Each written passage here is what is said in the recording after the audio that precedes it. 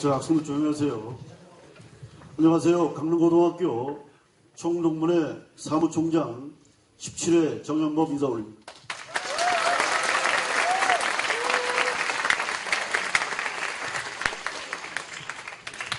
강릉고등학교 총동문회와 강릉고는 우리 후배 학생들의 진로를 개척할 수 있는 역량을 키우고 생생한 정보를 듣고 올바른 직업 세계를 이해하는 데 작은아마 도움을 주기 위해 동문 선배들을 초청하여 재학생들과 대화를 나누는 강고인이 간 길, 우리가 가야 할 길이라는 소중한 시간을 여러분과 함께 하고 있습니다.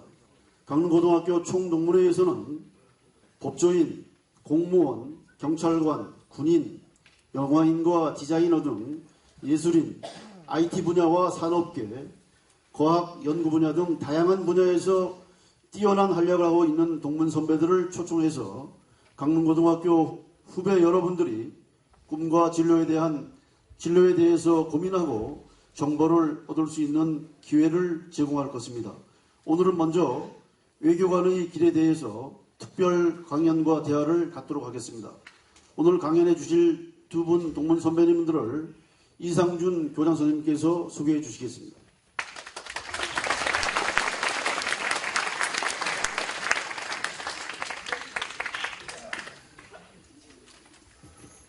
반갑습니다.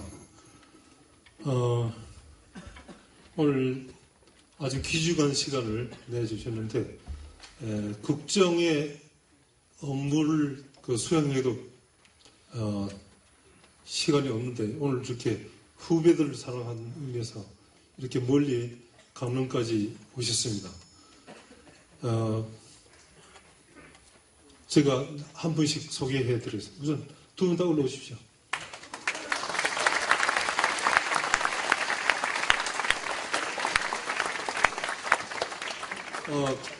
이름 가나다 손의 최석영 대사부터 소개해 드리겠습니다. 여러분도 아마 PPT자를 통해서 경력을 잘 보셨을 겁니다. 강릉고등학교 11회 졸업하셨고 서울대 도고동문학과를 졸업했고 KDI 국제정책대학원 석사학위를 받았습니다. 그 이하는 다 생략하고 최석영 제네바 대사를 소개합니다. 큰 박수 부탁드립니다.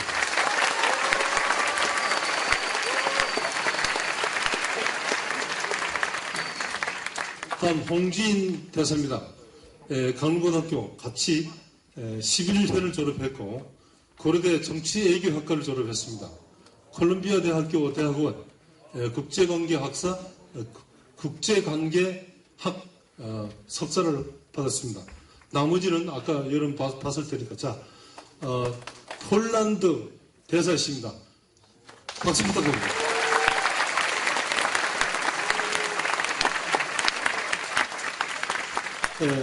우리 후배들이 선배님이 귀한 시간을 냈기 때문에 환영과 감사의 뜻을 담아서 꽃다발을 증정하도록 하겠습니다.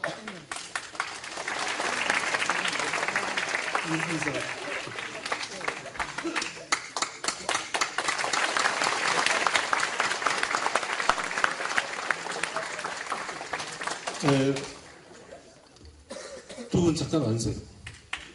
그리고 여러분 잘 압니다만은 총동문회 회장님께서 오시는데 차례에서 잠깐 떨었어요. 큰 박수 부탁드립니다.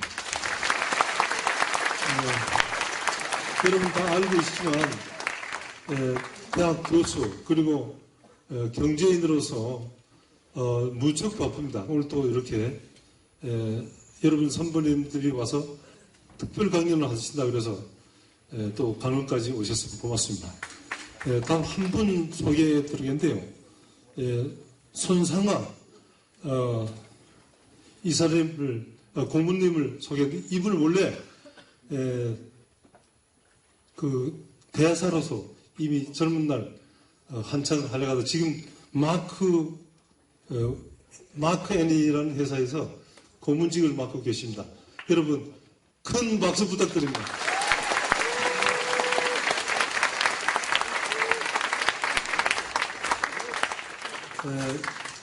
여러분들 이제 최석영 대사님부터 한 분씩 여러분들을 위해서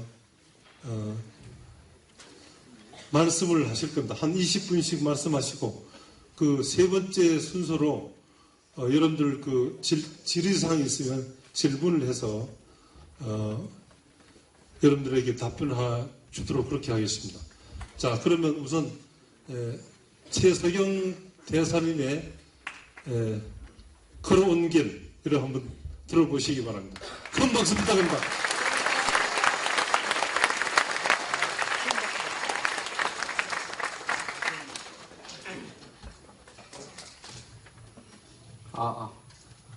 반갑습니다. 제네바 대사 최석영입니다.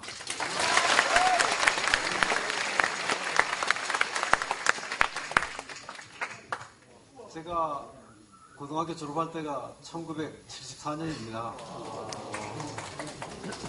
지금 금년이 41년째 되는 날인데 오늘 여러분들하고 이 자리에서 이런 만남을 만나게 돼서 굉장히 가슴 설레고 영광스럽습니다. 우리가 이제 졸업을 할 당시에는 학생 수가 보통 240명 정도밖에 안 됐고, 여기서 이제 공부를 해서 이제 어디 다른데 또 대학 가고 하는 이런 준비를 하고 있었는데, 선배들하고 대화할 기회는 없었습니다. 그래서 오늘 저희가 외교부에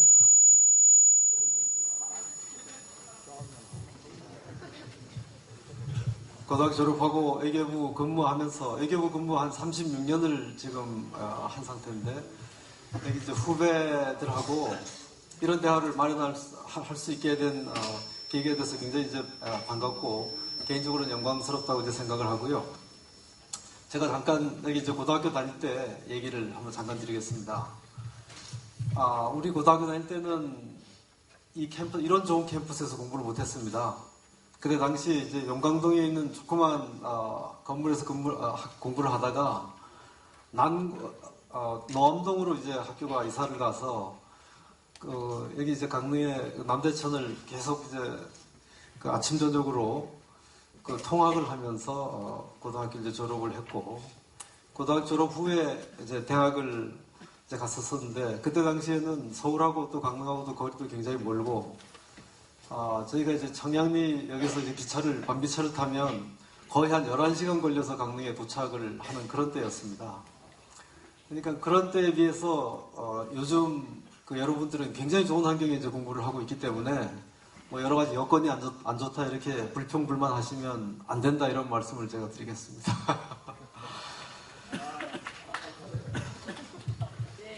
저희가 이제 대학 입학을 해서 나중에 졸업을 할 때 어떤 직장을 택해야 될까? 이제 고민이 많죠. 우리가 보통 4학년 때 이제 3학년, 4학년쯤 되면 어디 취직을 할까? 혹은 뭐 무슨 고시를 할까? 이런 이제 걱정을 많이 하게 되는데, 당시 저희가 이제 외교부를 들어가야 되겠다 이런 생각을 하게 된 동기는 두 가지가 있습니다.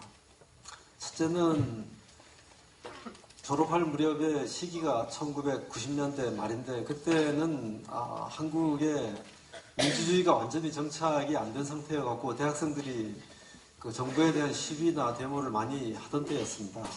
그리고 당시에 신문이라든가 잡지 같은 데 이제 검열이 많이 있었고, 그래서 외교부를 만일 들어가게 된다면 어떤 국제 정세라든가 혹은 이제 이 시사 문제라든가 이런 것에 대해 갖고 굉장히 이 정확한 그리고 빠른 외국의 어떤 정보 같은 걸 얻을 수 있지 않겠나 하는 이제 그런 기대감도 있었고, 선배들이 와서 이제 그렇게 조언을 해주신 분도 많이 있었습니다. 그래서 이제 그것이 하나 있었고, 또 하나는 저희 아버지가 이제 학교 교사입니다. 그래서 늘 아버지께서 이제 말씀하시기를 국가에 대한 어떤 봉사하는 이런 이제 자세 같은 걸 이제 말씀하셔갖고, 그런 부분에 영향을 많이 받아서 공직을 한번 택해보자. 네, 공직을 택해보자 하는 이제 그런 생각이 들어서 외무부에 이제 입부를 했었습니다. 그래서 외무부 79년도에 외무부 입부를 하고 외무부 시험 이제 들어가서 시험을 치고 난 다음에 근무하기까지 시간이 한 몇 달 동안 이제 시간이 있었는데 그 시간에 저희 고향에 내려와서 그 여기 현남중학교라고 있습니다. 저 양양간 쪽에 그 현남중학교에서 영어 교사를 또 한 3달 동안 무료 봉사를 한 적이 있습니다. 그래서 그때 가르쳤던 그 제자들이 나중에 또 성장해갖고 저한테 또 인사를 하러 온 경우도 있었고요. 그래서 외교부 이제 들어가서 그 제가 이제 생활했던 얘기를 간단히 말씀드리면 외교부라고 하는 데가 일하는 이 방식이 일반 다른 회사하고는 전혀 다릅니다. 일단 그 외교부에서 상대로 하는 대상은 전 세계 모든 국가를 상대로 합니다. 그래서 모든 국가에 저희가 대부분이 이제 다 외교 관계를 맺고 있고 그런 외교 관계를 가지고 있는 나라에 외교관을 파견을 합니다. 파견된 국가에 근무하는 외교관들은 그 나라의 정세 같은 것을 본부에 보고를 하고 그리고 또 우리나라의 어떤 그 외교 정책에 대해서 그쪽 나라에 대해 설명을 하는 이런 업무를 쭉 하고 있습니다. 그래서 외교부 들어가니까 굉장히 분위기가 다르더라고요. 그리고 세상이 굉장히 넓고 할 일은 굉장히 많다 하는 이런 느낌이 들었습니다. 그래서 전 외교부 들어와서 참 직장을 잘 잡았다. 월급은 별로 얼마 안 되지만 그런 생각을 했었고 그리고 제가 이제 대학에서 동문학을 공부를 했기 때문에 외교부 들어가면서 어떤 독일에 관한 그 업무를 했으면 좋지 않겠나. 그리고 한국이 분단이 되어 있고 독일도 분단이 되어 있는 나라이기 때문에 어떤 독일의 경험을 한국에 접목시킬 수 있는 그런 방법이 있지 않을까 해갖고 독일 쪽에 관심을 굉장히 많이 가졌습니다. 그래서 처음 외교부 들어와서 하이델베르크 대학에 저희가 이제 연수를 가게 됩니다. 거기에서 물론 이제 독일 정치하고 독일 그 분단된 상태, 그다음에 분단돼 있는 동서 베를린 쪽도 가보고 동독도 가봤었습니다. 그래서 이제 그때 당시에 독일 관계에 대해서 관심을 가졌던 사람들이 그 이후에도 외교부 근무하는데 굉장히 많은 도움이 됐었고요. 그리고 그 연수 끝나고 나서 독일 함부르크에 근무하고 그 다음에 아프리카 케냐에 또 근무를 하게 됩니다. 아프리카 케냐라고 하는 데가 굉장히 여기서 우리나라에서 볼 때는 먼 거리긴 하지만 케냐는 UN 기구의 그 아프리카의 일종의 거점과 같은 도시입니다. 나라고 도시인데 그 케냐에는 그 UN 그 기구들이 많이 있습니다. 그래서 저희가 아프리카 케냐 근무하면서 UN 기구에서 주최하는 각종 회의 같은 것을 참석을 많이 하면서 제가 어떤 UN 업무를 아프리카에서 처음 접하게 되는 어떤 그런 계기가 있었습니다. 그리고 보통 아프리카 케냐 하면 동물들이 많이 나오는 사파리들 많이 있고 관광객들 생각을 많이 하게 될 텐데 아프리카 케냐에서도 굉장히 많은 국제회의가 열리고 했었습니다. 그래서 그때 당시에 주로 이제 환경하고 개발과 같은 이런 회의를 아프리카에서 많이 참석을 했고요. 그 이후에 다시 스위스 제네바 WTO라고 하는 게 있습니다. 그 WTO에 대한 업무 같은 것도 제네바 쪽에서 이제 많이 배우게 됐고요. 그리고 싱가포르에 지금 있는 에이펙 사무국이 싱가포르에 있습니다. 에이펙이라고 하는 건 아시아 태평양 지역의 경제협력을 논의하는 협력체인데 거기에서 2년 동안 사무사장으로 이제 근무를 했고요. 그리고 이제 워싱턴 거쳐갖고 서울에서 FTA 교섭대표를 했습니다. FTA 교섭대표는 양자 간의 자유무역협정 체결을 하는 그 협상 최고 대표입니다. 그걸 하면서 한미 FTA하고 한EU FTA, 그 다음에 중국과 FTA, 그러니까 한국이 체결한 굉장히 그 중요한 그 FTA 협상을 총괄하는 그런 역할도 담당을 했습니다. 제가 경력에 대해서 이제 여러 가지 쭉 얘기를 많이 하는 이유는 제가 외교부 안에서 활동했던 그 경험을 간단히 제가 이제 말씀드리는 거고요. 그래서 제가 외교부에서 근무하면서 주로 이제 관심을 가졌던 분야들은 통상 분야, 그다음에 환경, 그다음에 개발, 그다음에 인권, 그다음에 난민 분야, 혹은 보건노동 이런 주요한 이슈들을 다자적으로 교섭하고 대화하는 이런 분야를 커버를 많이 했었습니다. 이게 지금 현재 제가 있는 제네바 대표부는 그 국제가 유엔의 그 유럽 사무소 역할을 하고 있습니다. 이 제네바에는 약 한 300개 정도의 국제기구가 위치를 하고 있고 여기서 1년에 열리는 회의가 한 2만 건 이상이 된다고 합니다. 그래서 제네바 대표부 제가 대사로서 이러한 국제기구에서 개최되는 모든 회의에서 한국 정부를 대표해서 회의 참석을 하고 발표를 하고 하는 이런 역할을 제가 담당을 하고 있습니다. 외교라고 하고 그러한 활동을 담당하는 사람을 외교관이라고 합니다. 보통 외교관은 외교부에 근무하는 직원들이 보통 이제 직업 외교관으로 통칭이 되고 있습니다만은 아까 얘기했던 국가 간의 관계에 있어서 자기 나라의 이익을 확보하고 증진하는 업무는 그건 외교관만 하는 건 아닙니다. 외교관은 누구든지 외교관이 될 수 있습니다. 일반 관광객으로 나가거나 혹은 개인적으로 어떤 회의를 한다거나 하면서 다른 나라 사람들이랑 가까워지면서 우리나라에 대한 이해라든가 이미지를 제고할 수 있으면 그 사람은 대한민국의 외교관인 겁니다. 그러니까 여러분도 지금 현재로서도 외교관이라고 할 수 있고 나중에 좀 더 전문적으로 외교부에 들어와서 외교 활동을 할 수 있는 외교관이 될 자격이 충분히 있는 사람들입니다. 제가 그러면 현재 이 대한민국이 처한 그 외교의 여건이 어떻느냐? 한국은 어떤 나라이며 한국은 어떤 외교를 해야 되고 어떤 여건 하에서 어떤 외교를 해야 되느냐 이런 부분에 대해서 깊게 얘기를 하고 간단히 말씀드리겠습니다. 여러분 아시다시피 한국은 남북한이 분단되어 있는 나라고 한국이 있는 위치는 중국의 동쪽에 있고 일본의 서쪽에 있고 그 다음에 러시아하고도 국경을 맞대고 있습니다. 그리고 바다로는 미국하고도 연결되어 있는 나라입니다. 한마디로 얘기해서 한국은 분단된 국가로서 그 주변에 4개 강대국에 둘러싸여 있다. 이 강대국은 러시아, 중국, 일본, 미국에 둘러싸여 있는 나라입니다. 이런 나라에 있어갖고 한국의 외교라고 하는 것은 대한민국의 이 국가의 죽고 사는 문제하고 직결되는 문제다. 외교를 잘하게 되면 한국은 흥할 수가 있고 외교에 실패를 하게 이제 잘 살지 못하다가 최근 경제적 발전을 하면서 그 국가 미국에 거의 필적하는 어떤 국력으로 이제 계속 이제 커지는 이런 관계가 있고 그리고 중국하고 일본과의 관계는 굉장히 갈등적인 관계가 계속되고 있습니다. 그리고 미국은 여전히 이제 대국으로 지금 현재도 갈등 구조가 되어 있습니다. 앞으로도 계속적으로 어떤 힘의 대립 같은 이런 부분이 이제 일어날 가능성이 많다고 봅니다. 그리고 러시아도 마찬가지입니다. 러시아도 이쪽 동아시아 쪽의 개입은 약하긴 하지만은 러시아도 지금 국제사회에서 그동안의 어떤 협조적인 이런 입장보다는 조금 더 대립적인 이런 입장을 취하고 있는 것이 이제 현재 상황입니다.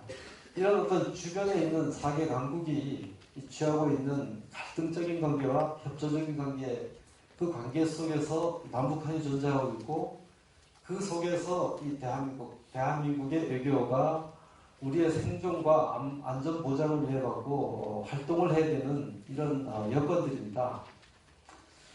제가 현재 여건을 간단히 말씀드렸습니다만은 좀 더 크게 이 세계 전체의 여건 어떻느냐, 세계 전체의 국제 정세가 여러분들이 앞으로 살아가는 시대는 이런 시대가 앞으로 좀 더 지속되는 상황에서 여러분들이 고등학교 졸업하고 대학을 가고 나중에 직업을 선택을 하는 이런 이제 시대에 살고 있다는 걸 제가 이제 말씀을 드리고요. 그러면 이러한 상황에서 한국의 외교는 어떤 방향을 나가야 될 것이냐, 그 부분은 나중에 홍진 대사께서 조금 더 부연 설명을 하실 거고요. 어떤 자질을 가져야 되느냐? 일단 아까도 얘기했지만 외교라고 하는 건 국가의 이익을 위한 어떤 협력을 하는 모든 활동을 얘기한다고 했기 때문에 외교관이 가져야 될 가장 중요한 자질은 국가관입니다. 애국심이 있어야 됩니다. 나라를 사랑하고 그 나라의 이익을 위해서 활동을 하고 자기 몸을 바칠 수 있다고 하는 그 자세가 외교관이 가져야 될 가장 중요한 자세 중에 하나고요. 그리고 외교관은 밖에 나가서 활동을 할 때 개인의 이익이라고 하는 건 존재하지 않습니다. 국가를 대표해서 활동을 하기 때문에 항상 언제든지 그 국가나 정부의 대표의 자격으로 회의 참석을 하고 다른 나라 사람을 만나는 그런 의무가 있고 그것이 하나의 특권이기도 합니다.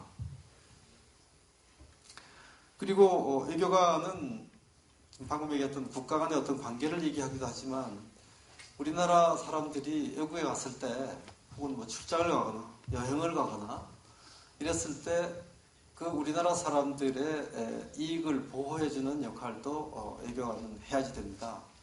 그렇기 때문에 외교라고 하는 것은 다른 나라의 관계도 담당을 하지만 우리나라 사람들이 해외에 갔을 때 안전하게 활동하고 생활할 수 있도록 저희가 도와주는 역할도 하고 있습니다. 그것을 비교한다면 어떤 직업이랑 비슷할까?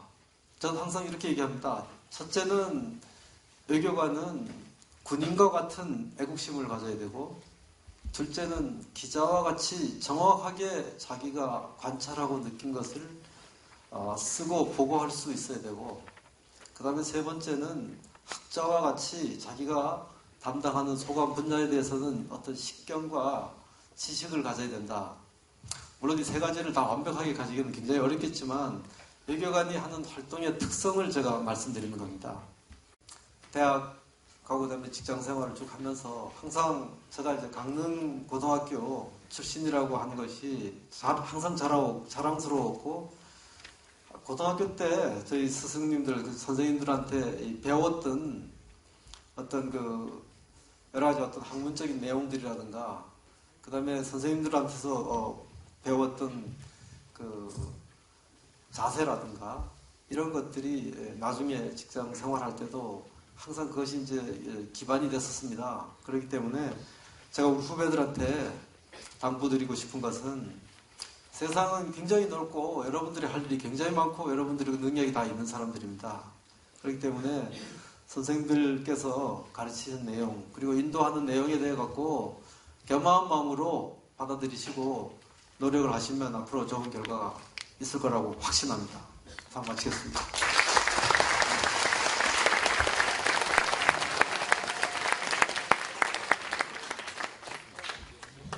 이런 기회를 활용해서 피곤하신 분들은 잠도 좀 푹 주무시고 이렇게 휴식을 취하는 것도 좋지 않을까 하는 생각입니다. 그래서 아까 보니까 저 앞에 졸고 있는 우리 후배님이 한 분이 계속 졸았는데 박수는 제일 크게 치는 것 같아요. 끝나니까. 그래서 저는 우선 단기 목표를 졸지 않는 아무도 졸지 않으면 좋겠다. 그래도 조는 사람을 최소화시키는 것을 단기 목표로 삼고 일단 말씀을 드리겠습니다. 그래서 저한테 주어진 시간이 지금 한 20분이라고 그러셨는데 그러니까 한 30분 그래도 대화를 할 수 있는 시간이 좀 많이 있어야 될 것 같아서 그게 좀 궁금한 것도 많으실 것 같고 그래서 최대한 얘기를 하다 보면 계속 길어지거든요. 우리 최 대사께서 아까 20분씩 얘기하자고 그러니까 20분이 너무 길다고 너무 지루하지 않겠느냐고 본인이 얘기해놓고 본인은 20분을 넘어서 얘기를 했어요. 그래서 하여튼 저도 최대한 20분 내로 끝을 낼 수 있도록 그렇게 하여튼 최대한 노력을 하겠습니다.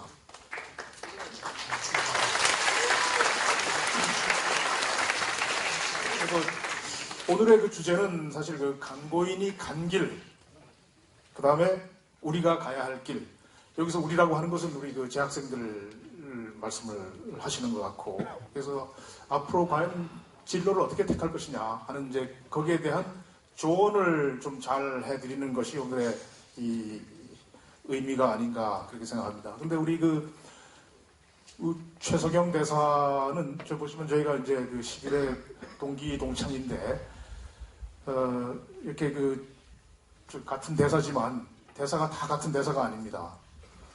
대사도 이 아주 특별한 그 대사가 우리 그저 세계적으로 한 뭐 많으면 10개 정도, 7, 8개 정도 아주 특별한 대사가 있어요. 그래서 미국, 일본, 중국, 러시아, 그다음에 UN, 제네바 이렇게 해서 6군데 아주 차관급의 특별한 대사가 있는데 우리 그 최석영 대사는 정말 그 자타가 공인하는 외교부의 뛰어난 이제 그 대사 중에 한 사람입니다. 그래서 항상 동기생으로서 자랑스럽게 생각을 하고 아주 그 귀중한 기회를 가졌다고 그렇게 말씀을 드리고 싶고, 저희가 그 3년 동안 같은 반에서 공부한 친구가 제 생각에는 우리 최 대사하고 저하고 둘인 것 같아요. 그래서 그 우리가 1학년 때 같은 반이었고 2학년 올라가면서 우리가 그 이공계, 그때 이공계로 가면서 이과를 지망을 해가지고 2학년 5반 같은 반에 이제 공부를 하다가 둘이서 또 이공계는 우리 적성에 좀 안 맞는 것 같아. 우리 문과로 바꿔보자. 그래서 유일하게 둘이 문과로 넘어갔어요. 3학년 올라갈 때. 그래서 3년 내내 같이 공부를 했고, 그래서 또 우리 같이 또 공부도 많이 하고. 근데 우리 최석영 대사는 자타가 공인하는 우리 수재로서 수석을 이제 놓치지 않은 이제 그런 이제 그 우리 11기의 수재였고, 나는 보통 중상 정도에 솔직히 말씀드려가지고 그 정도 중상 정도의 이제 위치에 있었어요. 그래서 그 여러분들한테 이 저를 보면서 좀 희망을 가져도 되지 않겠느냐. 고등학교 성적이 중상만 되면은 외교관이 될 수 있다라고 하는 이제 그런 희망을 가질 수가 있겠고, 또 최석영 대사가 13회 외무고시 합격을 하더라고요. 그래서 뭐 저도 제대를 하면서 이제 이래서는 안 되겠다라고 생각을 하고 열심히 군 제대를 한 다음에 열심히 해서, 그래서 군 복무를 마치고 그래서 2년 뒤에 입부를 다행히 하게 됐습니다.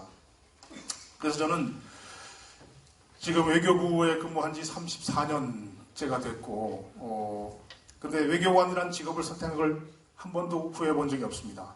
다시 뭐 흔히들 얘기하잖아요. 다시 뭘 또 이 직업을 선택하라고 그러면 외교관을 주저없이 선택을 할 것이라고 생각합니다. 그래서 왜냐하면 장단점이 있죠. 외교관의 장점, 왜 외교관이 됐느냐라고 하면 정말 그 넓은 세계를 이렇게 다니면서 세계를 상대로 꿈을 펼 수 있고, 여러 나라의 그 문화를 접할 수가 있고, 새로운 환경에서 또 이렇게 생활해 볼 수가 있고, 정말 이 다양한 그런 폭넓은 그런 이 경험을 할 수 있는 그런 직업이고, 무엇보다도 하는 일이 대단히 중요하다. 아까 최석영 대사 말씀하셨지만 우리나라가 죽고 사는 문제를 다루는 정말 외교를 잘해야 우리가 생존할 수 있는 그런 위치에 있는 것이 이제 우리 대한민국이고, 세계 유일의 분단 국가로서 또 통일을 우리가 이룩해야 되고 하는 경우가 있었는데, 점점 더 이제 그런 면에서 우리나라도 세계화가 되고 하기 때문에 그런 거기서 오는 이제 갈등 같은 것도 점점 줄어들고 있고, 그래서 점점 외교관으로서의 직업이 갖는 단점은 줄어드는 그런 이제 경향이 있기 때문에 주저없이 그렇게 선택할 수 있지 않는가 하는 그렇게 생각합니다. 그 다음에 한 가지 이제 좀 참고로 선배로서 충고를 좀 드리고 싶은 것은 목표를 높이 가져라 하는. 그 다음에 목표를 높이 설정을 했으면 그 목표를 이루기 위해서 정말 최선의 노력을 해라. 전략적으로 노력을 해라. 라고 하는 그런 이제 말씀을 드리고 싶어요. 그래서 결국은 무엇이 되느냐 하는 것은 목표를 어떻게 정하느냐 하는 데 달린 것 같아요. 결코 그 목표를 정하지 않으면은 그걸 이룰 수가 없습니다. 전에 보면은 제가 공관에 근무할 때 공관에서 이제 말하자면 운전을 하는 사람이 있어요. 운전을 하는 사람이 나는 운전을 하고 살겠다고 하면 계속해서 운전을 하는 겁니다. 근데 어느 날 공관에 운전원을 채용하는데 한 사람이 채용이 되어 왔어요. 근데 그 사람이 무엇을 했냐 하면은 전에 무슨 그러니까 섬유 조그만한 섬유 봉제 봉제 공장 사장을 하다가 기업이 이제 그 부도가 나서 그걸 이제 더 이상 사업을 할 수 없으니까 이제 운전원으로 취직을 한 거예요. 근데 이 사람은 이제 거기서 운전원에서 머물지 않고 계속 나는 다시 또 언젠가 회사를 재건해서 사장이 돼야 되겠다고 하는 이제 그런 이 목표를 가지고 제휴공간에 근무를 하면서 틈틈이 이제 저축을 하고 해서 결국은 현지에서 조그마한 업체를 시작을 해가지고 그 대사관을 그만두고 거기서 사장이 됐어요. 그러니까 사장이 되겠다고 하는 그런 이 꿈을 가진 사람은 언젠가는 사장이 되는 겁니다. 근데 그런 꿈이 없으면 그냥 운전원에서 머무는 것이고, 그건 이제 그런 제가 겪었던 그런 것이고, 그래서 일단 목표를 정하고 꿈을 높게 설정을 해라. 근데 그게 뭐 꿈이 하루아침에 이루어지는 게 아니잖아요. 그러니까 이 에베레스트 산을 정복한 그 힐러리 경이 누가 에베레스트를 어떻게 정복을 했느냐라고 이제 질문을 하니까 한 걸음 한 걸음 앞으로 나아갔다라고 이제 이렇게 얘기를 했거든요.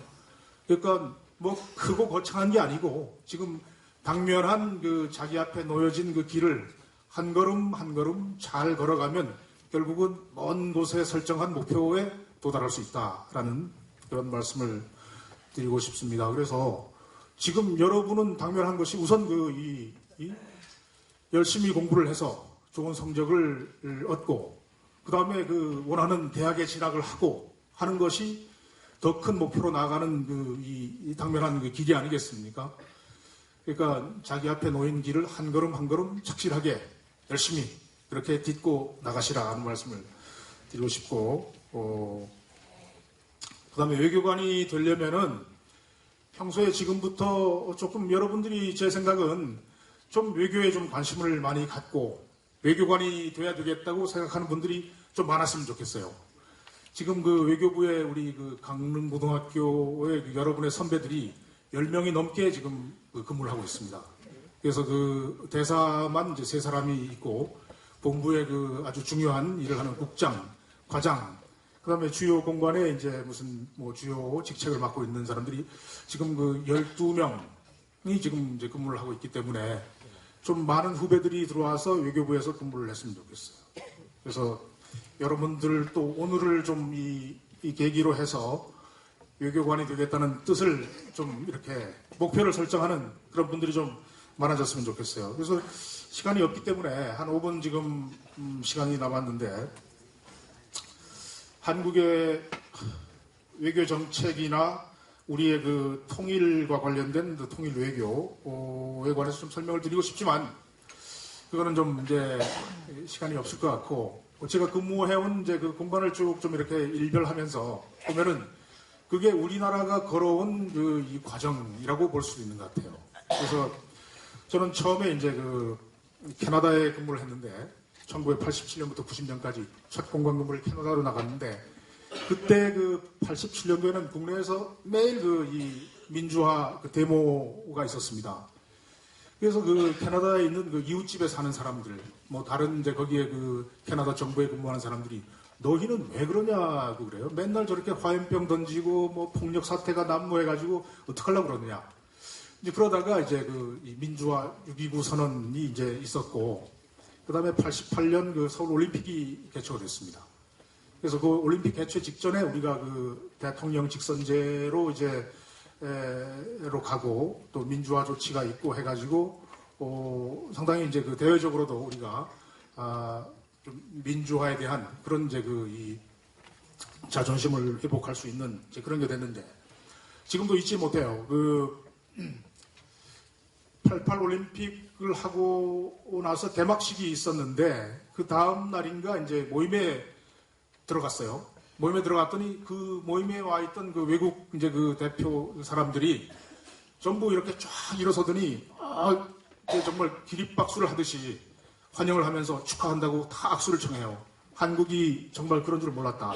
한국이 그렇게 이제 발전을 했고 또 민주화를 하고 있고 그런 것이 서울 올림픽 개막식을 통해서 아주 확실하게 느꼈다라고 하면서 축하를 받은 그런 기억이 있습니다. 그래서 80년대 말 90년대 초는 이제 우리 올림픽을 계기로 해서 우리가 한 단계 도약하는 이제 그런 이제 계기가 됐고, 우리 그 평창 올림픽도 굉장히 중요한 그런 계기가 될 수 있을 것 같고, 두 번째는 이제 파키스탄에 근무를 했습니다.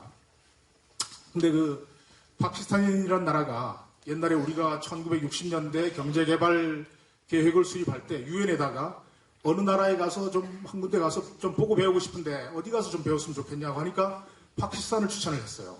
그래서 우리가 그 대규모 대표단이 와서 파키스탄에 가서 보고 배우고 와서 우리 그 경제개발 계획을 수립을 해서 시작을 했습니다.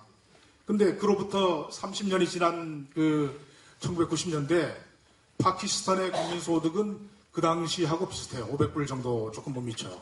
근데 우리는 그 당시에 100불 정도의 국민소득을 가졌던 나라가 10,000불이 되는 그 이 국민소득을 갖는 세계에서 정말 그 이 눈부신 경제 성장을 이룩한 나라가 돼서 거꾸로 파키스탄이 한국이 어떻게 이렇게 그 눈부신 발전을 했냐. 맨날 그 우리한테 와서 배워간 나라가 지금 이렇게 발전을 하는데 그동안에 우리는 무엇을 했느냐라고 반성하는 그런 얘기를 참 많이 들었습니다. 그래서 그때는 이제 우리 기업들도 크게 진출을 해서 우리나라로 말하자면 경부고속도로 같은 이제 그런 고속도로를 거기서 건설을 하고 있고 그런 상태였습니다. 그 다음에 파키스탄에 근무하다가 미국 워싱턴에 가서 이제 근무를 했습니다.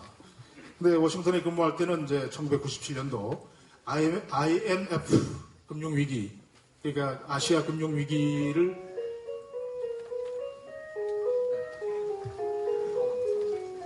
한 5분 남았는데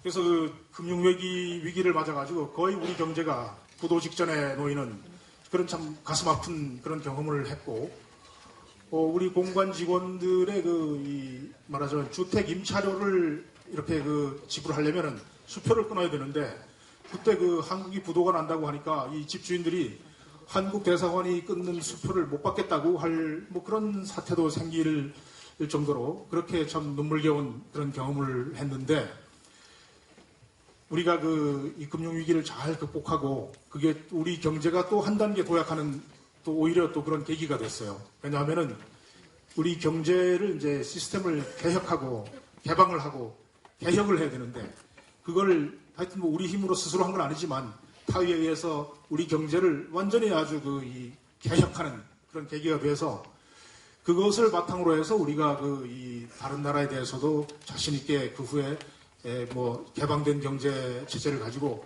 자유무역 협정도 체결할 수 있고 그렇게 됐습니다.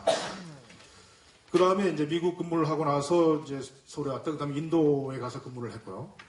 또 인도에서는 인도 파키스탄의 핵전쟁을 한다고 그때 한창 그 위기가 고조돼가지고 모든 외국 기업들이 막 철수를 하고 그랬어요. 근데 우리 기업들은 끝까지 이 인도에 남아서 무슨 그 핵전쟁이 그렇게 쉽게 나겠느냐는 믿음을 가지고 그래서 그 인도에 꿋꿋이 남아서 기업 활동을 계속을 하니까 인도 정부가 한국의 기업들이 이 인도에 대한 신뢰를 가지고 계속해서 기업 활동을 해서 고맙다라고 하는 그런 아주 이 감사의 그때 그걸 들은 적이 있습니다. 그래서 우리가 그렇게 이제 그런 이 의지를 가지고 기업 활동을 해 나간 것이 우리 경제를 계속해서 일으키는 그런 그 바탕이 아닌가 생각이 되고 그 다음에 인도에 이어서 네덜란드에 가서 근무를 했는데 네덜란드는 이제 작지만 강한 나라고 이제 그래서 우리가 한때 그 동북아의 네덜란드가 되자라고 하는 이제 그런 또 그때 뭐 캠페인까지는 아니지만 그런 움직임이 있었어요. 그래서 네덜란드의 뭐 노사정 간의 그 합의라든가 네덜란드가 이 경제 위기를 극복하면서 이제 이 사회 경제 발전을 일으켜온 그런 모델을 우리가 좀 본받자라고 하는 이제 그런 것과 관련해 가지고 많은 이 시찰단이 와서 네덜란드의 그 제도를 시찰하고 한 그런 경험이 있고 그 다음에 바로 직전에는 이제 제가 우리 동포들이 많이 살고 있는 캐나다 이제 토론토의 총영사를 지내면서 우리 동포들과 많은 이제 이 관계를 갖고 이제 그랬었습니다. 그래서 캐나다 동포 사회는 굉장히 아주 안정되고 또 우리 동포들이 굉장히 아주 이 말하자면은 이 문화적으로 이렇게 좀 소양도 있고 점잖은 이제 그런 동포 사회여서 아주 보람 있게 그래서 사회가 안정돼서 모든 게 다 좋지만 또 좀 노인들이 또 외로운 이제 그런 고향을 생각하고 하는 이제 그런 면이 있어요. 그래서 그런 분들을 이제 위로도 해드리고 또 우리 젊은 새로운 세대들이 캐나다에서 자리를 잘 잡고 또 잘 진출할 수 있도록 그렇게 이 젊은 세대들을 위해서 좀 이 앞길을 개척하는데 도움이 될 수 있는 그런 활동을 하려고 애를 많이 썼습니다. 그다음에 지금 이제 폴란드에 이제 대사로 가 있는데 과거 같으면 이 폴란드 대사를 초청해서 강연을 듣는 게 상상하기 어려웠어요. 왜냐하면 폴란드 대사가 없었기 때문에. 그러니까 폴란드하고 우리가 수교한 지 25년입니다. 그래서 폴란드가 과거 이제 공산 국가에서 소위 말하는 이제 체제 전환을 이룩하면서 자유화를 하면서 과거에는 북한하고 이제만 관계를 가지고 있었는데 우리하고 수교를 한 지 이제 25년이 됐는데 아주 눈부신 관계를 지금 발전시켜 나가고 있고 폴란드가 유럽에서는 이제 G6라고 이제 이렇게 그룹을 이제 지어서 유럽에 있는 전통적인 영국, 독일, 프랑스 강국이 있고 그 다음에 인구, 국토, GDP를 따질 때 이제 그 다음이 이탈리아입니다. 이탈리아, 그 다음에 스페인, 그 다음에 폴란드. 그래서 폴란드가 유럽 내에서는 굉장히 역할을 좀 증대시켜가고 있고 중요한 나라로 부상을 하고 있고 유럽의 상임의장 그러니까 유럽 EU의 이제 구주연합의 대통령이죠. 대통령이 이제 폴란드 전 총리가 상임의장을 맡고 있고 우리가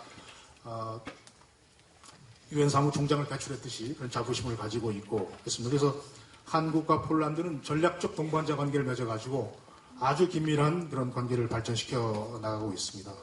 그래서 외교 정책에 관해서 좀 설명을 좀 드렸으면 좋겠는데 시간이 없어서 생략을 하고 다만 전통적으로 외교 정책의 목표라고 하는 것은 부국 강병입니다. 안보를 튼튼히 하고 우리 경제를 부강하게 하고 그게 이제 국가 생존의 국가 발전의 기본이고 그러면 안보가 튼튼하고 잘 살면 되느냐 그것만으로는 부족하고 다른 나라로부터 존경을 받는 그런 이제 나라가 되어야 된다는 면에서 문화적으로 융성할 수 있는 그런 나라가 되어야 된다. 그 다음에 외교라고 하는 것이 우리 국민을 결국은 보호해야 되고 우리 국민을 도와줘야 되기 때문에 재외국민 보호, 우리 동포 지원. 그래서 결국은 우리의 환경이 안보, 통일을 준비해야 하는 아주 절대적인 이제 그런 우리가 사명을 가지고 있는데 대통령께서도 이제 말씀하셨지만 통일은 대박이다. 그 다음에 모든 외교 활동이 결국은 우리 통일을 준비하는 곳으로 모아져야 되지 않겠느냐 하는 이제 그런 것. 그 다음에 경제 부흥을 위한 우리가 제5공간의 이제 역할. 그 다음에 문화 융성을 위한 공간의 역할. 그 다음에 국민들의 행복을 위한 역할. 그래서 대통령께서는 해외에 있는 119 본부가 되라고 그렇게 얘기를 하셨거든요. 급한 일이 있으면 공관에 연락을 하면 즉시 도움을 받을 수 있는. 그래서 하여튼 그런 면에서 우리가 안전한 평화로운 나라, 통일을 이룩할 수 있는 나라가 되어야 되겠고 잘 사는 나라가 되어야 되겠고 문화적으로 존경받는 나라가 되어야 되겠고 우리 국민들을 잘 보호할 수 있는 그런 활동을 할 수 있는 공간이 되어야 되겠다라고 하는 것이 기본 목표입니다. 그래서 나머지는 이제 우리 질의 답변하는 과정에서 또 설명을 할 수 있을 것 같기도 하고 해서 이 정도로 마감을 하고 다시 한번 말씀드리지만 좀 여러분들 중에서 많은 분들이 외교에 관심을 갖고 외교관이 되겠다는 꿈을 가지고 그렇게 하셔서 앞으로 많은 후배 외교관이 나오셨으면 좋겠습니다. 네, 감사합니다.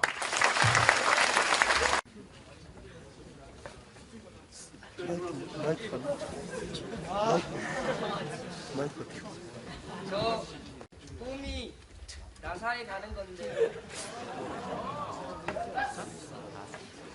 나사에 근무하시는 분 뵌 적 있으세요?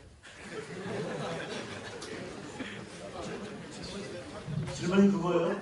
예. 그럼 알았습니다. 질문 받고 답변은 종합적으로 답변하는. 저 꿈이 외교관인데 이거 그거에 대해서 궁금한데 그 5급 공제하고 그리고 외교관 후보자의 차이점이 궁금해가지고 그거 하나 있고요. 그리고 외교관이 되려면 가기 좋은 대학도 그거 하나 궁금하고요. 그리고 외교관이 되면은 거의 외교관 같은 경우에 자녀도 외교관이 되는 그런 경우가 되게 많다고 들어가지고 그쪽에 대해서도 좀 설명해 주셨으면 좋겠습니다. 자, 또 질문하겠습니다. 조선이 학생. 네, 이세용 나갑니다. 저는 한 가지 질문이 있습니다. 외교라는 분야에서 이제 굉장히 많은 역할들을 하셨고 성공을 하셨는데 그럼 그러기 위해서 고등학교 시절에 어떠한 학습 경험이나 활동이 큰 도움이 되셨는지. 자, 우리 제학생 한 명만 더, 한 명만 더. 오케이. 저는 외교관이 되고 싶은 1학년 학생 손재찬이라고 하는데요. 외교관이 되려면 몇 개의 국어를 해야지 잘 할 수 있는지 궁금합니다. 자, 우리 시간 관계상 우리 제학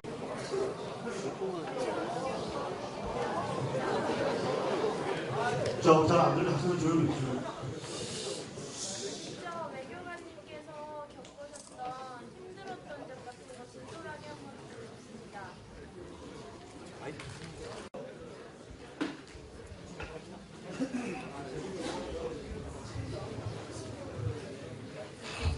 제가 먼저 간단히 답변하고 또 우리 변호사께서 답변하고 이것을 펄스 라운드로 하고 그 다음에 한 번 더 질문 받죠. 저는 시간이 있고요. 질문 내용이 굉장히 현실적인 질문들이 많이 있으니까 그렇게 하겠습니다. 먼저 나사에 근무하는 사람을 만나본 적이 있느냐? 만나본 적이 있습니다. 제가 말씀드리겠습니다. 아까 외교관이라고 하는 게 외교관이 무엇이냐 할 때 굉장히 다양한 영역의 일을 하는 것이 외교라고 얘기를 했는데 제가 나사에 근무한 사람을 어떻게 만나게 됐는가 하면 제가 하던 업무 중에 기후변화에 관한 협상을 제가 담당한 적이 있습니다. 기후변화라고 하는 것이 우리가 이제 사용하는 화석연료라든가 이런 걸 사용을 해갖고 이 대기의 온도가 올라가는 것인데 그 기후변화가 일어나는 메커니즘을 연구하는 학자들이 전 세계에 굉장히 많습니다. 그 중에 일부 학자들 중에 일부가 나사에 근무하는 사람들이 있었습니다. 그래서 제가 만나봤던 얘기를 제가 드릴 수가 있고요.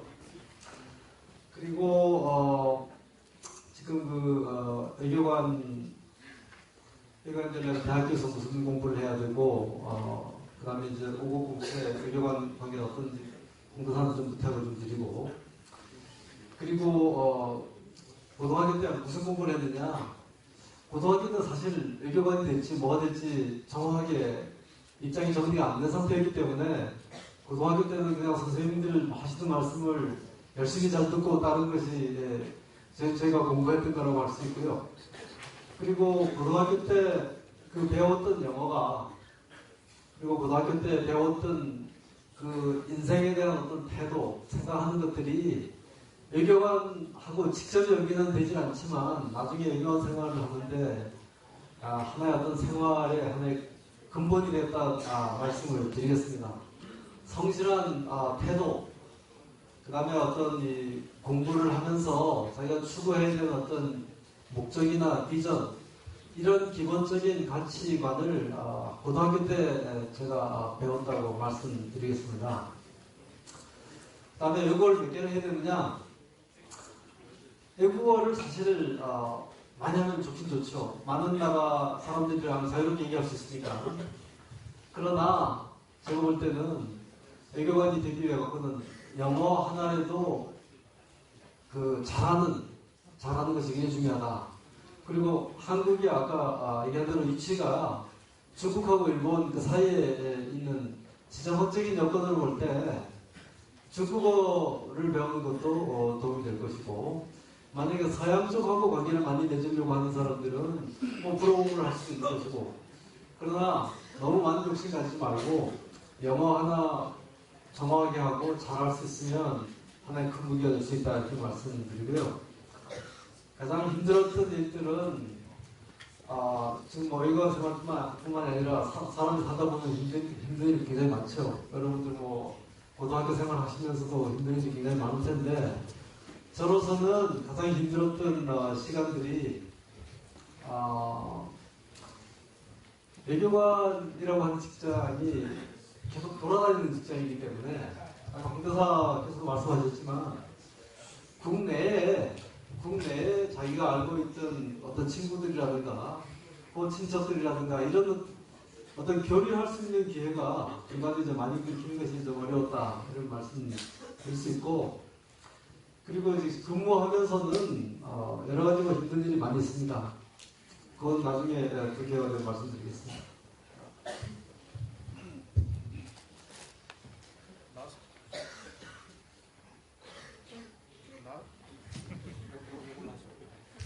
나사와 관련해서는 저는 나사에 근무했던 사람을 만났는지 안 만났는지 기억은 안 나요. 그렇지만 나사에 가봤습니다. 저는.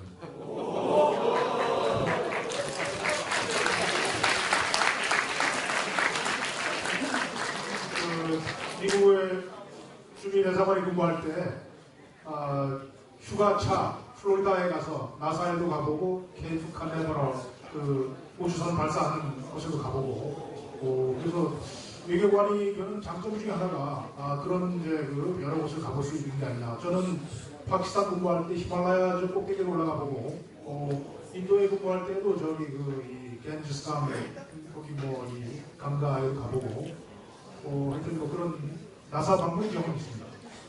그다음에 아까 진로와 관련해서 굉장히 중요한 질문을 하셨는데 5급 공채와 외교관 후보자가 어떻게 다르냐 하면은 과거에는 외교관도 5급 공채로 뽑았는데 외모고시를 통해서 뽑았는데 지금은 외교관 후보자를 뽑습니다.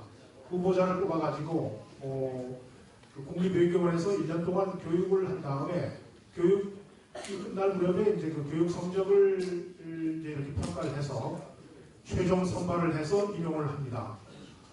그래서 차이가 있다면 저하고 큰 차이가 있는 건 아니에요. 그렇지만은 전에는 최종 선발을 해서 교육을 시켰지만 이제는 최종 선발을 갖다가 교육이 끝나는 시점으로 이제 이렇게 좀 미루어가지고 후보자를 뽑아서 그러니까 후보자라고 하는 것은 완전히 이 선발된 거 아니죠. 선발될 수 있는 대상이 된 거죠. 그 사람들이 이제 1년 동안 교육을 받은 다음에 최종 이제 이 선발이 되는데 왜 그렇게 했느냐라고 하면 외교가 중요하고 하니까 외교 경쟁력을 좀 우리가 높여야 되겠다.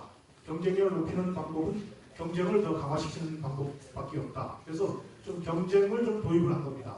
그래서 일단 외교관 후보자 원래 목표를 했던 것은 후보자를 1.5배수 이내에서 뽑을 수 있게 되어 있어요. 그래서 만약에 40명을 이제 우리가 외교관을 선발한다 그러면 후보자를 60명을 뽑아가지고 1년 동안 교육을 시킨 다음에 그 60명 중에서 40명을 선발하고 나머지 20명은 일단 외교관으로는 임용이 안 되고 다른 쪽으로 이렇게 각자 길을 선택하게 하는 이제 그런 시스템을 도입을 했는데 60명을 뽑아서 40명을 임용하면 20명이면 너무 많은 사람들이 임용이 되지 않지 않느냐 하는 문제점 때문에 최근에 비율을 우리 법률에 따르면은 1.5배수 이내로 하게 되기 때문에 딱 이 선발할 수 있는 인원만 뽑을 수도 있어요, 사실은. 그렇지만 그렇게 되면은 이제 경쟁을 도입하려고 했던 취지하고 다르기 때문에 지금은 예를 들어서 30명을 임용을 한다고 그러면은 한 10% 정도에서 33명 정도를 선발해서 한 3명 정도가 이제 임용이 안 되는 그런 시스템으로 지금 운영을 하고 있어요. 그래서 큰 차이는 없고 5급 공채와 큰 차이는 없지만 다만 이제 후보자 신분으로 교육을 받은 다음에 최종 선발이 된다는 한 번의 이 선발 과정이 더 있다고 생각하시면 되고 큰 차이는 없습니다. 그 다음에 자녀가 무슨 임용이 되는데 유리하다든가 그런 건 전혀 없어요.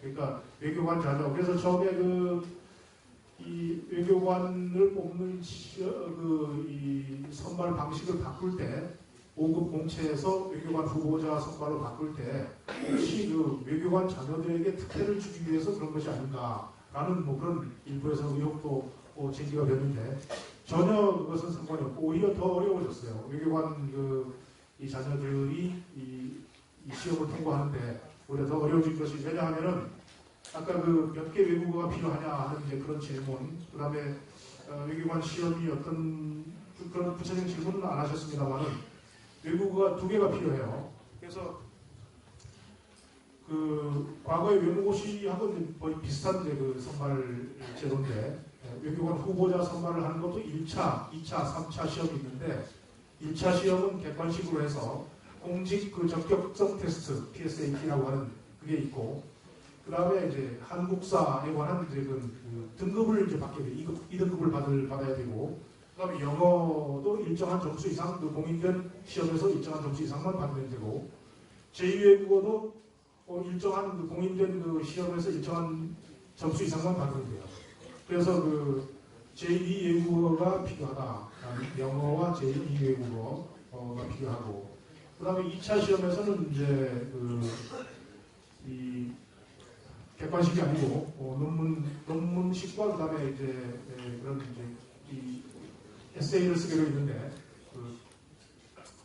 과거보다는 좀 이 종합 분석력이 필요하다고 그래가지고 전에는 이제 그 시험 과목도 좀 줄이고 그래서 지금은 국제법, 국제경제, 국제정치 이렇게 해서 그 3과목을 시험을 보는데 전에는 각 과목별로 이제 그 논문식으로 이제 이렇게 시험을 출제했는데 지금은 각 과목당으로는 기본적인 그 소양이 있느냐라는 그래서 약수형 테스트라고 해가지고 간단하게 무슨 수요 공급의 법칙이란 무엇이냐라고 하면 이렇게 간단하게 이제 설명을 하게끔 그렇게 되어 있고 3과목을 통틀어 가지고 그 통합 논술을 시험을 봅니다. 그래서 그거는 정확한 이 답이 있는 건 아니고 해서 어떤 문제를 이렇게 그 부여를 해서 정치, 경제, 법률이 다 포함되는 예를 들면은 사스가 참고를 해서 지금 그 우리나라에 들어오는 외국인들을 갖다가 우리가 막았다. 그랬더니 상대 국가에서 왜 막느냐고 문제를 제기했다. 그러면 상대방 국가가 그런 문제를 제기를 했고 거기에 대해서 우리가 이런 그 조치를 취했는데 이 문제를 갖다가 하여튼 우리의 가장 국가 이익을 증대시킬 수 있는 방법으로 해결하는 방법은 무엇이 있겠는가라고 하는 그러니까 그거는 특별한 해답이 있는 것이 아니라 좀 종합적으로 종합을 해서 분석을 해서 이렇게 말하자면 의견을 제시할 수 있는 그런 능력을 테스트하는 새로운 방식이죠. 그러니까 제가 보기에는 이제 외교관이 되시려면은 평소에 영어에 관심을 가지고 영어 공부를 좀 하고 그것도 재밌게 이렇게 너무 이제 그렇게 할 것이 아니라 재밌게 공부를 하고 제2외국어 하나를 이제 선택해서 중국어, 일본어, 무슨 독일어, 프랑스어, 러시아어, 스페인어 이런 것 중에서 하나를 딱 선택을 해서 평소에 꾸준히 그렇게 공부를 하고 그 다음에 이제 독서를 좀 많이 해서 사고력, 종합력 같은 걸 기르면 그렇게 어렵지 않을까 그렇게 생각합니다. 한번 하시죠. 자, 우리 재학생들이 굉장히 아쉬워하는 것 같아가지고 다시 한번 질문을 받겠습니다. 자, 질문하실 학생들.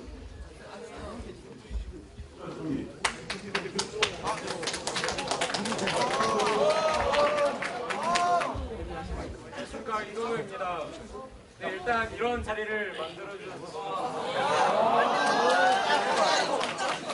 일단 질문에 저는 2가지 질문을 하려고 합니다.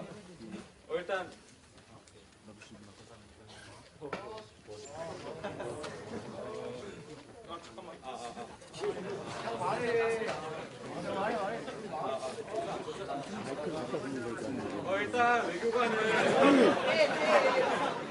일단 외교관은 다른 나라와 관계나 협약 같은 걸 체결하시면서 각각의 입장 차이를 좁히는데 어려움이 있으실 거라 예상합니다. 그때마다 어떤 노력을 하셔서 그것을 어떻게 해결했는지 궁금하고요. 그리고 또 신뢰가 될지 모르겠지만 우리나라 매스컴에서 자주 언급하는 내용 중에 외교적인 부분에서 너무 소극적이다라는 부분을 많이 볼 수 있습니다. 실제 관계를 맺을 때 어떤 분위기에서 맺는지 그 부분이 정말 궁금합니다. 자, 다음 또 질문 받겠습니다.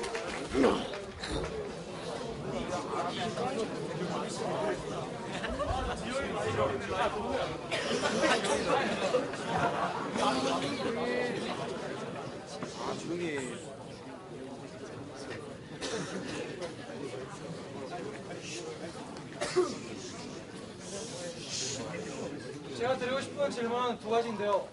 그 두 분께서 원래 자연계열이셨다가 3학년 때 전과를 하셨다고 하지 않으셨습니까? 근데 그 혹시 전과를 하신 특별한 이유라도 있으신가 하고 여쭤보고 싶고요.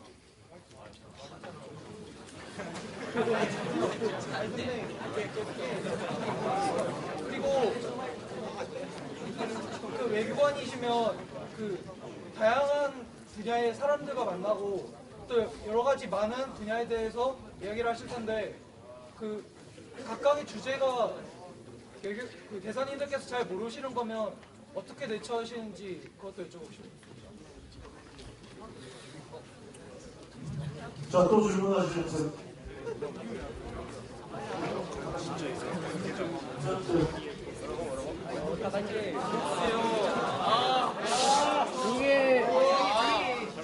에스페란토는 어떻게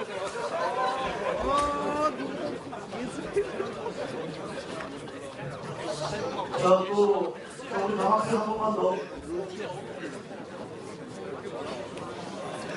없어지면서 저 아까 전에 말씀하신 그 2차 시험에서 에세이라고 말씀하셨는데 그 종합 분석능력 그 판단하실 때 쓰이는 그 2차 시험 중에 에세이를 쓰는 거 말씀하셨는데 그걸 혹시 한국어를 쓰는 건지 아니면 혹시 다른 언어로 그걸 작성 한국어래. 답변되고. 자, 우리 남학생 마지막 한 명 더 받겠습니다. 한 명. 전과하셨을 때 과목을 어떻게 다시 공부하셨는지 그러니까 전과하실 때 이과에서 이과 하셨잖아요. 그래서 공부 어떻게 우리 마지막 우리 여학생 중에 한 명.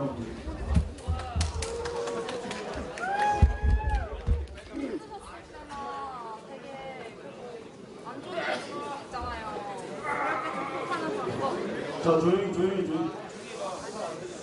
힘드셨을 때나 어려운 일 있을 때 극복할 수 있는 방법을 좀 알려주세요.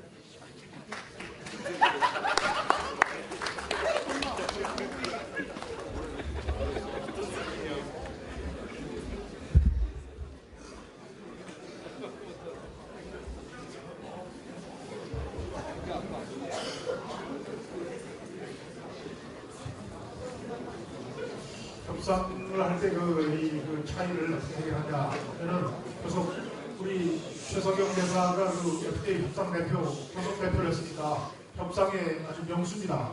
그러니까 거기 의견을 들어보면 될 것 같고, 협상이라고 하는 것은 분명히 이제 그 상대가 있고 서로 간의 이익의 균형을 맞춰야 되기 때문에 그 협상의 정의는 우리가 보통 그 중간 지점에서 만난다라고 이제 정의하거든요. 그러니까 양쪽의 이익을 잘 균형을 해서 그런 그 균형을 맞추는 지점에서 만나는 되고, 최근에 우리 외교가 소극적이 아니냐, 뭐 결정을 빨리 안 하지 않느냐라는 그런 얘기를 하는데, 외교라고 하는 것은 대단히 이 신중하게 그렇게 해야 되는 것이고, 때로는 우리가 전략적으로 이게 뭐 긍정도 부정도 아니고 우리가 결정을 한 것인지 아닌 것인지 그거를 보호하게 하는 것이 우리 국가 이익에 도움이 될 경우가 많습니다. 그래서 흔히들 뭐 언론이나 이런 데서는 뭐 왜 소극적으로 대응하느냐라고 하지만 그것이 아니고 신중하게 전략적으로 대응을 하는 것이다라는 말씀을 드리고 싶고, 그 다음에 전과 이유에 대해서는 이유가 저는 사실은 이공계로 간 것이 의과대학이나 뭐 이런 데로 진학하는 걸 좀 생각을 해봤는데 적성에 잘 안 맞는 것 같고, 직접적으로 우리 최 대사는 아주 모든 과목을 다 잘했기 때문에 특히 또 수학을 또 잘하고 해서 수학 경시대회도 대표로 나가고 했지만 저는 수학을 참 못했어요. 그래서 이과 공부를 따라가기가 좀 수학을 따라가기가 힘들더라고요, 사실. 그래서 사실은 전과한 큰 목표 중에 하나가 수학에 좀 취약점이 있어가지고 그랬기도 했고, 또 적성이 또 분명히 문과에 있다는 걸 느꼈어요. 제가 글을 쓰는 게 좋고, 제가 그 당시에 문예부장 출신입니다. 우리 학생회. 그래서 글 쓰는 것이 좋고, 이런 문학이 좋고, 그래서 인문 사회 분야가 내 적성에 맞다고 생각해서 전과를 했고, 그 다음에 이제 다양한 주제이건 또 우리 최 대사가 얘기를 해주면 될 것 같고 어려움을 어떻게 극복했느냐 별다른 그 왕도가 없는 것 같아요. 고민이 생길 때는 고민을 하고 그 다음에 길이 막히면 또 좀 돌아서 가는 것도 그 당시에는 아주 절망스럽지만 저도 그 공부를 하다가 시험 준비를 하다가 공부를 안 되고 해서 그 군 입대를 할 때 굉장히 절망을 하고 했는데 결국은 지내놓고 보면은 한 뭐 조금 이렇게 그 시간을 더 쏟는 것 조금 돌아가는 것이 그렇게 큰 문제는 아니다라고 하는 것이 지나고 나니까 그게 그렇게 느껴지더라고요. 그러니까 좀 어려울 때는 뭐 절망을 하고 또 좀 시간이 걸리면 시간을 좀 더 썼고 하는 수밖에 없지 않나 그렇게 생각합니다.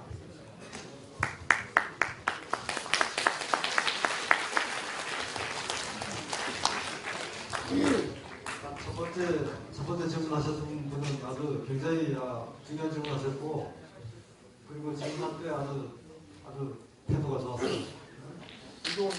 이경원 같습니다. 이런 자리를 마련해 주신 학교에도 감사를 먼저 드렸고 협상을 어떻게 하느냐 이거 굉장히 어려운 얘기고 이거 뭐 짧은 시간에 답변하기는 어려운 얘기지만 가장 중요한 건 자기가 하고자 하는 그 협상에 대한 내용을 정확히 알아야 되고 그 다음에 협상 상대편하고 인간적 신뢰를 가지고 있어야지 최선의 협상 결과를 나올 수 있습니다. 왜냐하면 서로 믿지 못하면 최선의 정보 교환을 할 수 있는 상황이 안 되기 때문에 그렇게 할 수 있고 사실 협상을 협상에 대해서 얘기를 하면 몇 시간도 걸리겠지만 가장 중요한 건 그렇다고 얘기할 수 있고요. 실제로 협상을 하고 있어갖고 굉장히 어려운 협상은 하루 이틀에 안 끝나는 경우도 많습니다. 몇 달씩 올 수도 있고 반나절 할 수도 있고 이러기 때문에 협상에서는 강인한 정신력과 체력도 굉장히 중요합니다. 그렇기 때문에 공부만 해서 안 되고 운동도 열심히 해야 됩니다. 두 번째, 아까 외교부가 소극적이다 이런 얘기는 언론에서 하는 얘기들이고 결코 소극적이지 않습니다. 외교부는 굉장히 포괄적인, 굉장히 다양한 도전에 직면해 있기 때문에 검토해야 될 사항이 많고 그렇기 때문에 외부에서 알려지지 않은 그런 요인들에 대해서도 외교부는 계속 검토를 해야 되기 때문에 바깥에서 보는 것이 전부 아니다 이런 말씀을 드릴 수 있고요. 자연계에서 왜 이문경을 정과를 했느냐 이게 홍지인 대사가 정과를 하자 그래서 친구 따라 강남 간다고 정과하는 게 뭐 그렇게 어렵겠습니까? 그리고 다른 사람이 얘기할 때 뭐 모르는 질문을 하면 어떻게 답변을 하느냐 굉장히 어려운 질문을 하셨는데 모르면 모른다고 얘기를 해야 됩니다. 솔직하게 얘기를 해야지 모르는 걸 안다고 했다가 나중에 발각이 되면 그 사람은 믿고 서로 의지하면서 얘기를 할 수가 없겠죠. 모른다고 얘기를 해야 됩니다. 에스페란토를 어떻게 생각하느냐 에스페란토 무슨 어디 동아리인가요? 에스페란토를 추구하는 그 기본 철학은 굉장히 의미 있는 것이죠. 왜냐하면 지금 지구상에 수많은 언어가 있고 수많은 민족이 있는데 그걸 하나의 언어로서 통일이 안 되기 때문에 그걸 통일 언어로 하자고 하는 그런 정신이 굉장히 중요하고 에스페란토라고 하는 기본 언어의 기본 베이스가 라틴어 쪽에 두고 있기 때문에 에스페란토 쪽을 공부를 한 사람들은 나중에 서양 언어를 접하는 데 있어갖고 굉장히 좋은 위치에 있다고 얘기를 들었습니다. 그런데 앞으로 에스페란토를 공부하는 학생들은 기본적으로 외교관이 될 수 있는 기본 자질을 갖춘 거예요. 세계와 교류하고 같은 언어로 서로 소통하고자 하는 그런 의지가 굉장히 강한 학생들이라 생각되기 때문에 앞으로 계속 공부를 열심히 하시길 바라겠습니다. 힘들 때 어떻게 하느냐? 제가 볼 때 문제 본질을 직접 깊이 생각을 계속 하게 되면 대개 사람이 이제 고민이 생기면 그 고민 자체를 검토를 안 하고 그 옆에 있는 이제 그 고민으로부터 발생되는 어려움만 생각을 하는 경우가 있는데 정말 내가 왜 고민이 생길까 하는 그 고민을 자기가 직접 태클을 하는 것이 중요하지 않겠나. 그리고 그걸 혼자 가지고 있지 말고 친구라든가 부모라든가 가까운 사람들한테 얘기를 하는 게 좋다.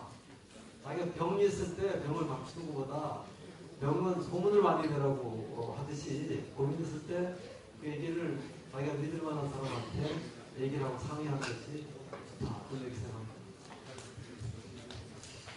추가로 아까 그 새로운 그 다양한 잘 모르는 주제에 대해서 뭐 이렇게 그 어떻게 대응을 하느냐 하는 문제에 관해서는 그래서 외교관들이 모든 분야의 그 전문가들은 아니잖아요.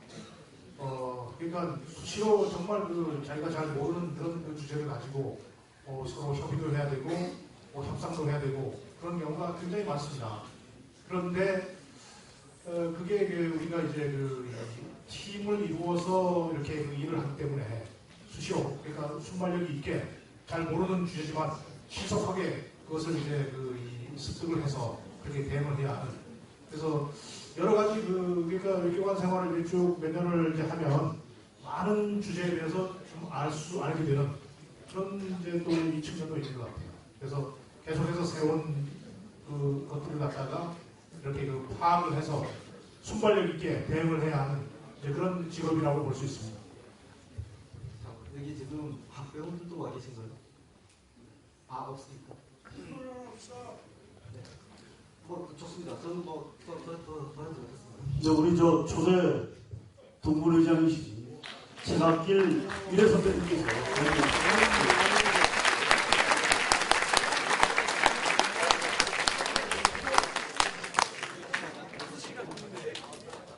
선배 한 사람으로서 오늘 강연해 주신 두 분 동문회께 고맙다는 말씀과 존경의 마음을 드리면서 오늘 이 모계화상 강의점에 두 가지를 질문하겠습니다. 첫째, 사춘기를 지나면서 자기의 일생의 방향을 결정해 나가는 고등학교 시절, 특히 강릉고등학교라고 하는 모교에서 공부했던 그 시절이 현재 대사를 하고 있는 11기, 아마 지금 여러분들은 두 분 연세가 60이나 61, 환갑 이렇게 되셨을 거예요.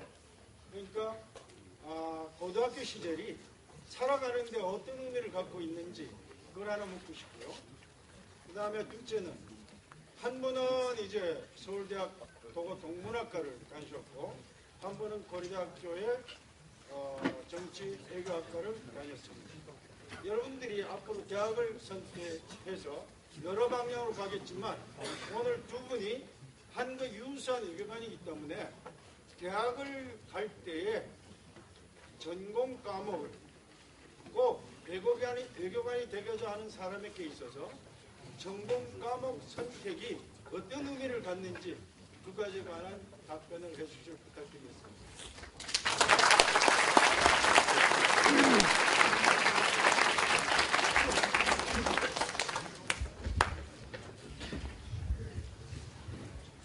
최강길 선배님 이렇게 뵙게 돼서 반갑습니다. 영광입니다.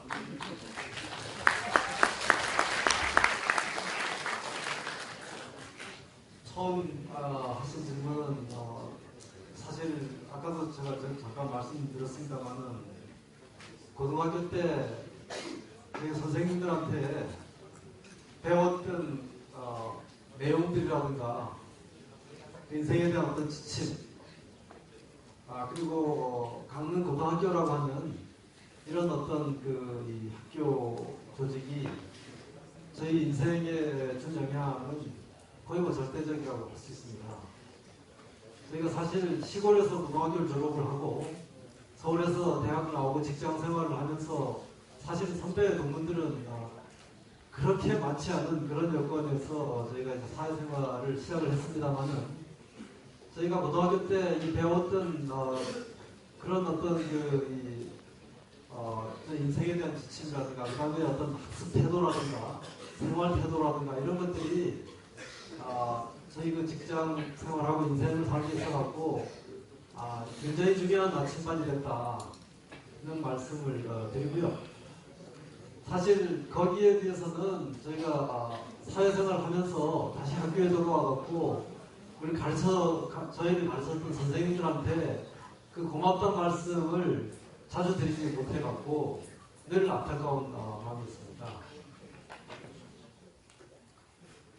그리고 전공 과목 선택하는 부분에 대해서는 사실은 외교관이 되는 데 있어갖고 특별한 전공은 없다고 할 정도로 다양한 분야의 배경을 가진 사람들이 지원을 할 수 있고, 그리고 다양한 분야의 어떤 분야들이 나중에 외교관 생활하는데 다 도움이 된다고 볼 수 있습니다. 그러나 중요한 것들은 예를 들어서 어떤 법학이라든가, 그다음에 언어 쪽이라든가, 경제 쪽이라든가 이런 쪽이 아마 업무를 처리하는 데 있어서 유사성은 더 있다고 볼 수 있겠습니다만은, 제가 보기에는 그 외교관이 되기 위해 갖고 어떤 특정한 전공 과목을 선택해야 되는데 너무 연연할 필요는 없지 않느냐라는 말씀을 드리겠습니다. 조 선배님, 감사합니다.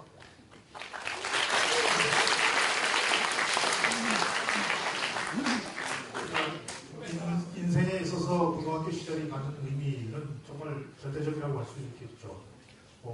특히 몇 가지 측면에서 일생을 살아가는 데 있어서 그 교우관계, 교우관계는 고등학교 시절의 그 친구들이 일생을 가는 그 기본이 되는 것이고, 또 고등학교 시절에 이렇게 고민했던 것들, 그다음에 고려했던 것들, 그런 것들이 결국은 정말 가장 이 중요한 인생의 그 터닝 포인트가 아닌가. 끊임없이 또 여러분들 고민이 되잖아요. 대학은 어디를 갈 것이냐, 과연 대학 시험에 붙을 것이냐, 떨어질 것이냐, 떨어지면 어떻게 할 것이냐, 인생이 어떻게 될 것이냐. 하여튼 수많은 그 불확실한 그 미래에 대한 걱정도 많고, 또 그런 과정에 또 차근차근 또 이 준비를 해나가고, 그러니까 결국은 이 인생을 살아가는 것이 어느 순간에나 이 고민이 없을 수가 없고, 문제가 없을 수가 없고, 고뇌가 없을 수가 없고, 그런 것과 함께 이제 이렇게 그것을 대응해 나가면서 고민을 안고, 미래의 불확실성에 대한 두려움을 안고 살아가는 것이 아닌가. 그러니까 그것이 너무 지나치면은 그게 이 문제가 될 수 있지만, 또 어느 정도의 우리가 스트레스도, 어느 정도의 스트레스는 그게 또 이 분발하는데 요소가 자극제가 될 수도 있고 하니까, 하여튼 그런 고려하면서 이 앞을 향해서 그러면서 최선을 다해 나가는 그런 인생의 이 준비를 하는 가장 소중한 시기가 아닌가 하는 그렇게 생각을 하고, 친구들하고의 그 관계도 잘 이렇게 맺으시고, 앞날을 위한 준비도 잘 하시고, 끊임없이 고민도 하시고 이렇게 하시기 바라고, 우리 최소영 대사께서 말씀하셨듯이 외교관이 되는 데 대한 특별한 그런 좀 더 도움되는 그런 건 없는 것 같아요. 그래서 법학, 정치학, 그 다음에 어문학, 모든 것이 다 해당이 될 수가 있고, 또 실제로 외교부에 들어와서 근무하는 사람들 보면은 다양한 그런 전공을 가지고 있고, 또 결국은 이제 여러분이 진로를 선택하는 것이 앞으로 인생을 어떻게 무엇을 하면서 살 것인가 하는 것을 결정하는 것인데, 그것이 아주 충분한 그런 인포메이션 정보를 가지고 결정할 수도 있고, 아니면 그냥 막연한 그런 상태에서 결정할 수도 있고 한데, 너무 또 거기에 또 걱정할 필요는 없을 것 같아요. 일단 대학의 어느 학과에 진학을 하면 거기서 또 다른 한 번에 또 이 방향을 선택할 수 있는 그런 또 이 기회는 또 있다고 생각을 하고, 외교관이 되기 위해서는 어디를 가도, 그러니까 인문 사회 계열 어디로 가도 상관이 없다고 생각을 합니다. 그래서 평소에 외교관이 될 수 있는 소양을 쌓을 수 있는 국제 문제에 대한 관심이라든가 영어와 제2 외국어에 대해서 계속해서 이렇게 연말을 하면 되지 않을까 생각합니다.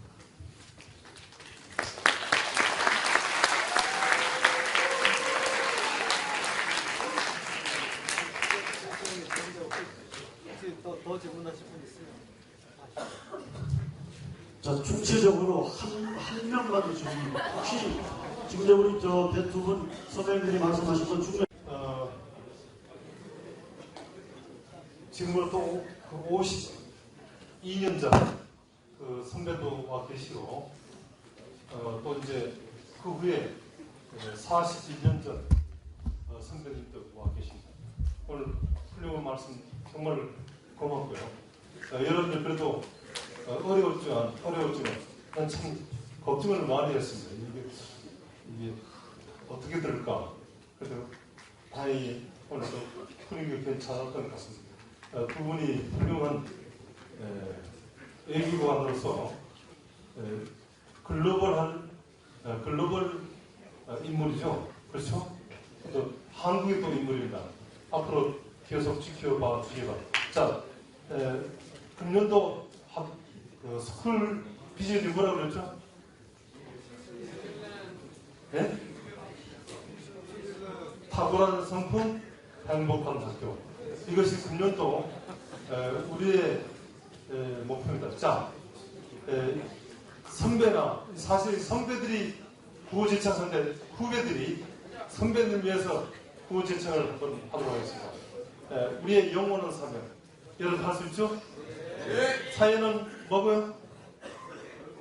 사회는 인재를, 모교는 뭐라고? 네. 그럼 내가 선창하면 여러분들 해줘요. 자, 오른손 들고. 사회는